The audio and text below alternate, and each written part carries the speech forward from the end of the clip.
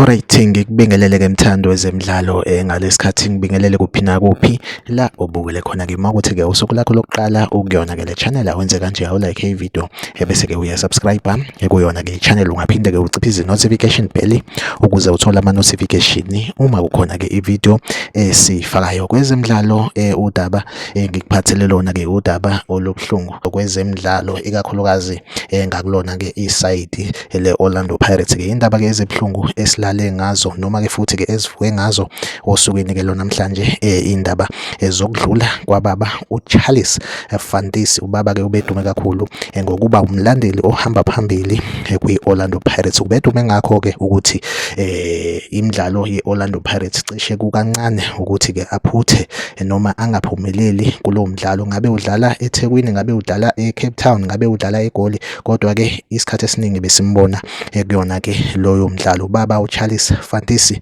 obedume kakhulu ngelika makhala njalo, yini abizwa ngomakhala njalo ukuthi makwenzeka iOrlando Pirates idliwe besivame ukuthi ke simbona ekhala ehlulekile ukuthi ke abambe inyembezi, so waduma ke ngalo ke elika makhala njalo. So indaba ke eyivelayo neyitrendayo ke njengamanje ukuthi ke ubaba udlulile emhlabeni, akasekho emhlabeni, noma ke imbangela yokuthi ke ashone singakabi nayo, kodwa ke ngokuhamba kwesikhathi ngicabanga ukuthi ke sothola ukuthi ke yini enze wadlula emhlabeni. Kumndeni wakaFantisi sithi abaduduzeke ngalesi sikhathi sobunzima, kanjalo ke nabalandeli beOrlando Pirates baduduzeke enhlizweni zabo, kanjalo ke naye ke ubaba uFantisi makhala njalo impela engathi ke angalala ngokuthula. Like ivideo, subscribe kwi-channel bekuzodlulisa nje lezo indaba ke nathi ke sithe savuka ngazo ekulona ke usuku lwanamhlanje. Like ivideo, usubscribe kwi-channel, mina nawe asihlangabezane kwivideo elandelayo.